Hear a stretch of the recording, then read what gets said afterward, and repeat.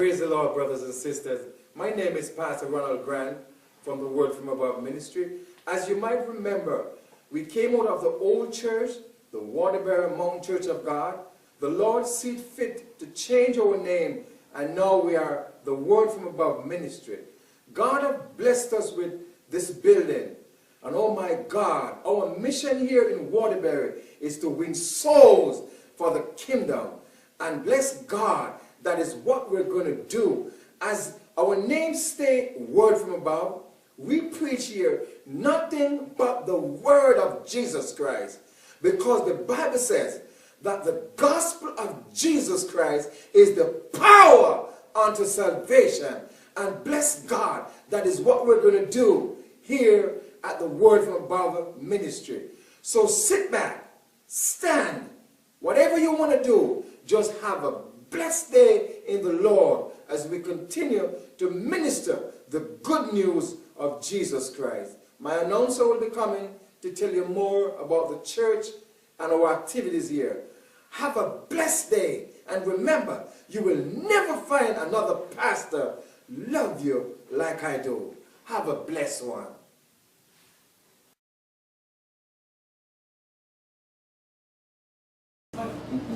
When you say you couldn't do this, I provided you with what to do this. When the people hungry, I told you what to do. When they were thirsty, I told you what to do. When they came to the Red Sea with fear coming up on their tails, I told you what to do. You've been telling me what to do, God. Come on, man. We're supposed to be tighter than this. Come on, we can get through this. Don't leave me. Don't leave us like this. God. I know we're not deserving, God. Yes. We're not deserving. As you say, we're a bunch of stiff-necked, pain-in-the-neck people. Yes. But God, show us the mercy. Show us the mercy, God. Oh, Jesus. One more time, God. Mercy. One more time. Yes, Lord. Please. I'm begging. Mercy. Yes, Lord. Mercy.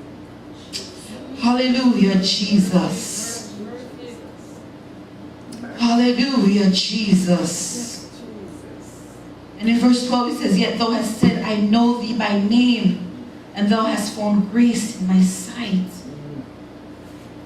Listen, God, we have a relationship. I'm not just anybody. You know me. You know me. I'm Moses. You know me. I'm Marilyn. You know me. I'm Joan. I'm Cheryl. I'm Ronald. I'm Karen. You know me, God. His word says the very hairs on your head in number. He knows if you have 355 million versus 423 million. He knows you lost a million somewhere along the way. What do you know? Jesus. Hallelujah, Jesus. He knows you when you were being formed in the secret place. These days with sonogram and ultrasound and everything, it's not so secret no more. But guess what? There's still some stuff that's secret. No matter how you know how DNA comes together and how sperm and egg meet and how everything got together, there's still some secrets that haven't been discovered. Hallelujah, Jesus. So Moses decides, listen, I'm going to see if I can work my favor with you to let it spread back to them. And it says, now therefore I pray thee, verse 13, if I have found grace in thy sight, show me now thy way, that I may know thee, that I may find grace in thy sight, and consider that this nation, thy people. I'm going to use my influence with you, God, for them. Yes. See, this came to play again, or before. Sorry. Remember Joseph? Remember Joseph? Oh, yeah. Joseph said, you meant it for evil, God meant it for good. But guess what? I'm here in this situation to preserve your life. Yes. It was all about you. Had nothing to do with me. I had to go into the enemy's camp. I had to be persecuted. I had to be thrown into a pit. I had to face persecution. I was wrongly accused. I was because of you. Yes. To save your butt. So here comes Moses. Listen, God, I'm going to use my influence because you said, listen, we cool. Yeah. We buds. I found favor in your eyes, meaning you like me. Something about me Yes. you like. Yes. Because we cool, God. Because you like me. Yes. I am asking you, please, Yes. spare them. Yes. Give them another chance. Yes. One more time for them, God. One more time. Because we bought God. Because I found grace in your sight, God. Because there's something you see in me, God. As much as I recognize that they're stiff-necked, I see something in some of them, God. If you remember, Abraham had a similar conversation with God. When they were about to tear down Sodom and Gomorrah, he had to have a conversation similar to this with God. And he's like, God, all right. We start with a big number, 20. All right, God. God send the angels. Nah. We have 20 too much. All right, God. Let's see if we can find one. After he counted down, he come back and said, all right, God, if you find one day you want, just one, please. One. Just one. Hey. And even the very one wasn't worth saving. Not even one. Not even one. Not even one. We have to be careful. We have to be careful. Because somebody is out there interceding for us because of their relationship with God. He shows us mercy. Oh God. And he spares our life. But we still choose to fall into the pit and die.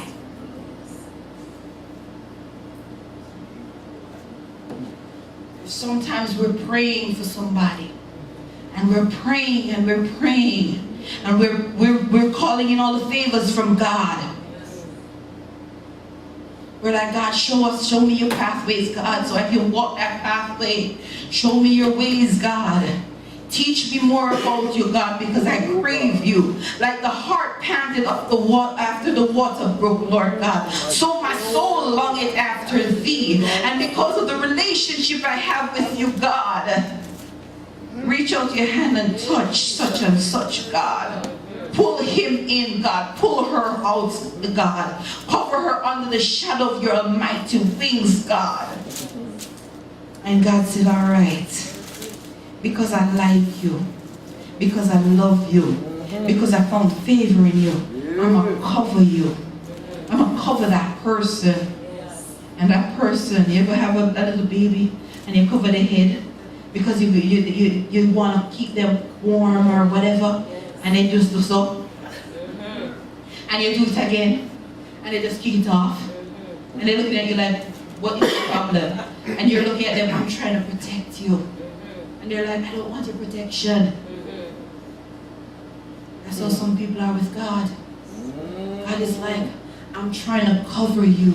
See, when you go further down in this in that chapter, you see where God because of the relationship with Moses, God said, all right, I will allow you to see me, but you cannot see my face and live. So you know what I'm going to do? I'm going to put you in a little spot right next to me. If you notice, that's what the word says. Next to him. So God's sitting there. Moses is sitting here.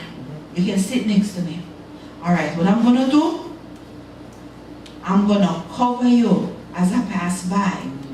So it's one of those, you're sitting there and I'm covering you. Yeah. Sorry, Pastor. I'm covering you as I pass by. But I'll move my hand when I get to a place where you can safely view me. He was next to him. It was okay for him to be next to him. Because you can only glimpse me. You can't see me. You can feel my presence. But I allow you to see what's so much of me. Because what I am is too much for you to handle. I am the Alpha and the Omega. I am the Lion of the tribe of Judah. I am the bright and shining star. You can't handle this much. You can't handle that much of me. Hallelujah, Jesus. But because, hallelujah, of that relationship, God changed his mind. And in verse 14 it says, my presence shall go with thee, and I will give you rest. And he said unto him in 15, if thy presence not go with me, carry us not of thence. If you're not coming, God, none of us ain't going. If you won't stay here, I'm going to stay here right here with you. Because Moses had come to the realization that he was nothing without God. He could do nothing without God. Hallelujah, Jesus. Many of us will become high and mighty and forget that God is our backbone. He is our wheel in the middle of the wheel. He is your financial support, your burden bearer, your bondage breaker, your everything. We forget. We forget. We forget until trouble lick me again. Then we run back to the rock and we sing and shout and we dance about and then we forget again. Hallelujah, Jesus. Oh God. But see, David said, unto thee, O Lord, do I lift up my soul. Oh my God, I trust in thee. Let me not be ashamed. Let not my enemies triumph over me. Because see, your enemy just wants to see you stumble. They want to see you fall. They want to see you disgraced. So that they can point and go, I didn't know it had come. Yeah. Thank you, Jesus. Thank you, Lord. He said, show me thy ways, O Lord. What are his ways? What are his ways? Teach me to be humble. Teach me to love. Teach me mercy. Teach me, teach me, teach me, God. Some of us need a lot of teaching. No, let me rephrase that. All of us need a lot of teaching. Yes. Because you know what? No matter how deep in God you are, you can still go deeper. Amen. You can still go higher. Amen. You can still learn more. He has said everything. Amen. Each morning his mercies are renewed. Yes. Every time you read a scripture, something new is revealed. Yes. You see it with new eyes. Every time. Hallelujah, Jesus. It says, lead me in thy truth and teach me. I'm back in Psalms 25. Yes. For thou art the God of my salvation. On thee do I wait all the day. I gotta depend upon you, God. I have to depend upon you, and I gotta wait upon you. I can't run in front of you and expect you to protect me. Because if you're behind me, you can't protect me. Yes. But when he's in front of you, leading the way, showing you the path. See, if you remember, I grew up for a while in Jamaica, but I was in Kingston. Electric lights, almost all the time. I'd go to the country to visit my parents with my mom or whatever. Whether it was a buckle lamp or a flashlight, if you were the one with the light, you walk in front, right? So you lead the way because you have the light. The Lord said he's the light, right? Yes. So you have to be in front. Yes. Right? Because if I'm walking and the light is behind me, way behind me, after a while I'm going to outrun the light. Yes. And I won't see where I go. I will stumble. I will fall into the pit. I will do all manners of evil to myself. So when you start walking, it tells you, Jesus. hallelujah, Jesus, Jesus. Hallelujah, God. It says, for thou art the God of my salvation, on thee do I wait all the day. Remember, O Lord, thy tender mercy and thy loving kindness. For they have been ever of old. And it goes on. And it says, you admit your sins. Say, listen, God, I am not perfect. Yes. I did my dirt. Yes. I fall short. No matter how much I try, I fall short. Because my righteousness is as filthy rags before you. Yes. You ever see you wash some clothes sometimes and no matter what you think you clean, you examine it real good and it's still dirty? Or just dingy? You understand what I'm saying? It's still dingy. No matter how you bleach it, it's still dingy. Yes. You bleach it, you sun it, you boil it, it's still dingy. It's not wash you can't wash. It's just at a place where it's dingy. Yes. That's us. Yes. No matter, that's our righteousness before God. No matter how we think we are righteous, there is still some dinginess that he sees. Yes. So therefore what he had to do is wash us with his blood. So that when he saw the blood, though our sins were like crimson, all he saw was white. Yes. No, he didn't need glasses, but he's seeing you through his blood. Yes. And his blood was that of the spotless lamb. Yes. So when he sees you through spotlessness, you have to appear spotless. Yes. Even though, in truth, you're dingy. You're dingy. We're all dingy. No matter how clean you think you are, there's some dinginess in there. Yes. Thank you, Jesus. Hallelujah, Jesus. We go down to the end, it says, oh, keep my soul and deliver me. Let me not be ashamed, for I put my trust in thee. Let integrity and uprightness preserve me, for I wait on thee. 19, consider my enemies, for they are many, and they hate me with cruel hatred. Listen, we have to continue to trust in God. He will keep us and never forsake us.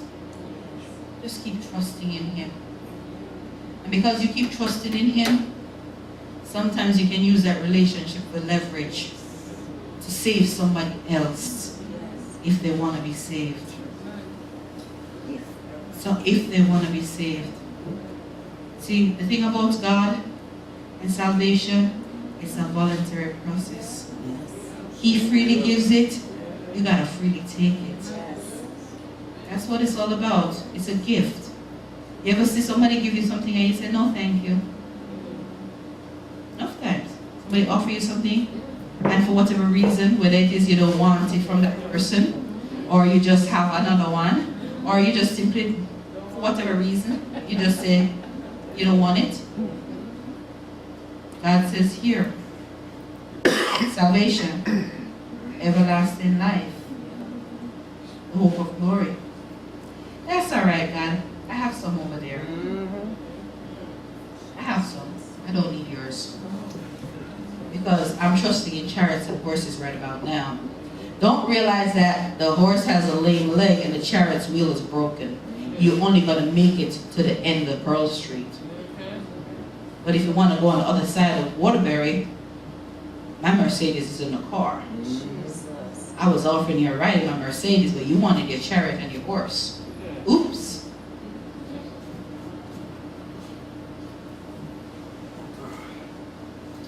I ask God to help us to continue to trust in Him. To continue to trust in Him. And to help us to utilize, it's not using God, but to utilize our relationship with Him to bring others to Him. That's how we evangelize. That's what evangelism is all about. You have to know His ways. You have to know His pathways. You have to know Him in order to tell about Him. When you tell about Him, then somebody else sees and hears and says, oh, maybe I'll try that pathway too. Unto Thee, O Lord, do I lift up my soul. Unto Thee, O Lord, do I lift up my soul. O Lord, my God, I trust in Thee. Let me not be ashamed. Let not my enemies triumph over me. Hallelujah, Jesus. That's it. Only, O Lord, do I lift up my soul. Good morning, boys and girls. I'm Tia Grant, the daughter of the pastor, and I'm inviting you and your family to come and praise God with us. God bless and have a wonderful day, and remember that Jesus loves you. Goodbye. Praise the Lord. I am Sister Sharon Brown, your announcer. I hope that you all were blessed by this message that was given today. Our weekly services are Sundays at 10:30 a.m. we have a consecrated prayer. 11 a.m. our worship service starts. First Sundays of the month is our communion. Second Sundays of the month is our Women's Sundays. Third Sundays is our youth. And fourth Sundays is our Men's Sundays. And our Fellowship Sundays is our last Sunday of the month, where we are gathered as a family, where we break bread together. Our Bible studies are on Wednesdays at 7:30 p.m. and again at 10:30 on Thursdays at 10:30 a.m. Fridays are our youth fellowship starting at 7 p.m. We are doing such great things with our youth, and we hope to see more come out as we grow. Every second Saturday of the month at 10:30 a.m. is fasting services. Men's fellowships is every third Saturday of the month at 7 p.m. Fourth Saturday is our women's fellowship at 10 a.m. That concludes our announcements for the week. All services will be conducted at 69 Pearl Street in the city of Waterbury, Connecticut. Our zip code is 06704. In closing, the Word from Above Ministries Incorporated hopes to see you soon and wishes you a blessed and wonderful day.